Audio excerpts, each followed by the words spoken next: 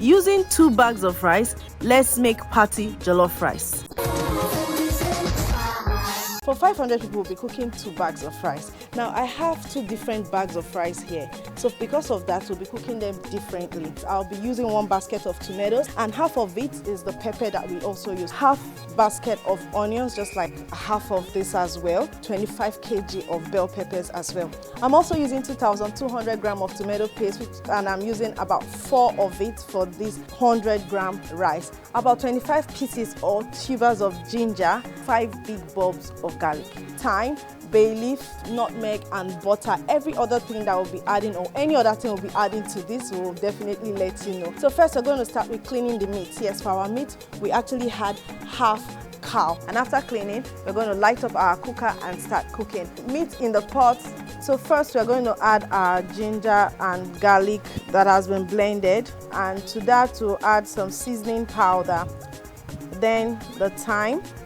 We're using dried thyme, curry. Then after the curry, we'll be adding our salt. All of these things to taste before you begin to mix and turn to make sure that the seasoning gets into every part of the meat. Yes, every part of the meat in the pot, you need to feel the seasoning. Now, we're not cooking it with any water. We're going to allow it cook in its own water. We are not adding any water to the pot. So cover to cook till it's done. From time to time, we'll come and turn it till it is properly cooked. Half of a whole cow. Now, it wouldn't be enough for 500 people and a little more, so we added an extra, like a quarter. So we have like half and a quarter of the cow. Now, 1 whole cow will give you a standard cut of 700 pieces of meat. So when you're doing half, you'll be looking at about 350 to maybe 360 pieces of meat, depending on how big the cow is. Now, if that is not enough for your 500, you can buy a quarter more of the cow to add to it. So in everything, we have about 520 or 40 pieces of meat, including the chicken.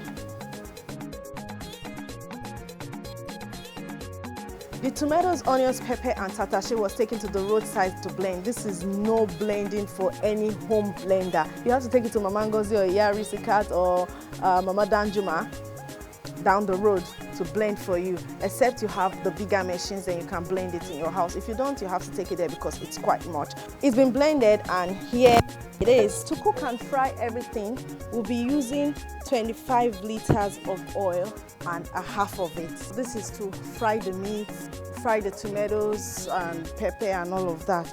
So we might not use up everything, some might be left, but just so that we are in the safe. So from the oil we use for frying the meat, we use to cook this.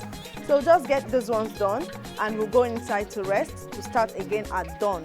First thing we're going to do is to put some oil into the pot, and then the onions, allow it saute for some time before we added the tomato paste and then our boiled pepper. So the next thing I'll be doing now is to start seasoning it. I'll add a little bit of salt.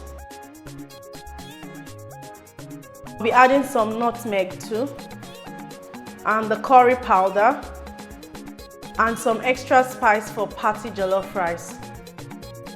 I'll add about a fistful of bay leaves.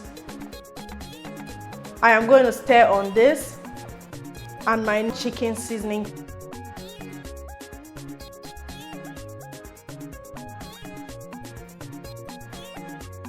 I'm going to stir on this, and this is the time where we need to taste. My seasoning is right. I'm going to allow it cook for some time before we add some water, allow it boil. Then we'll add the rice. So for each of these pots, I'll be putting about half bag of rice into the pot, and that is 25 kg. Now we'll wash the rice thoroughly, then we'll add it into the boiling pot of pepper and spices. When adding the rice, you have to be very careful. You can see that I'm adding the rice on the stick, because when I add the rice straight into the pot, it might splash. So you add it on the stick so that way it doesn't splash on you.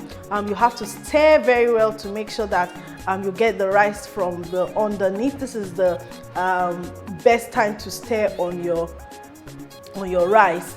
So once you stir, you cover it, and as soon as you cover, you allow it to cook. Now, when cooking party jollof rice, it is quite different from your normal rice, so a few things are going to be different. Now, this rice is cooked, but you can still see some liquid in it. So all you need to do is to fluff it or use your stick to turn it and allow all that juice go down and cook. You're going to cover it, cook on low heat. Mind you, party jollof rice always gets burnt. That is how you know it's party jollof rice. So at this point, this rice is ready and we are packing it out into bowls because we're going to be packing for the event. So remember our meat? Yes, we boiled our meat yesterday, cooked it yesterday, and it's time for us to make it look very yummy. So oil in our pot, we add some onions, allow it saute, and then our remaining pepper mix. This is tomatoes, pepper, and onions, and then we allow it to cook.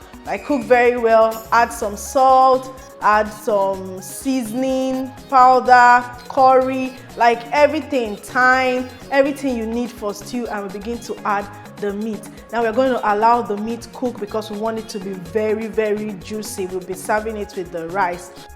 That way, this is looking really good, fantastic. So that way your meat is yummy, and the fact that we cooked it yesterday, this kind of refreshes it and makes it look better. So this is yummy meat. So we are beginning to pack for the event, and our rice is looking so good. Everything is perfect. So packing for about 500 people and above, and it's quite fun even if it's tiring. So this is what it's like to cook about 2 bags of rice. So like I mentioned, each of that pot we cook half bag each, and we have to cook 4 pots for the 2 bags of rice. If you like this video, please give me a thumb up, share and comment. If you have not subscribed to my YouTube channel, do click on the subscribe button and notification bell to enjoy more of my recipes.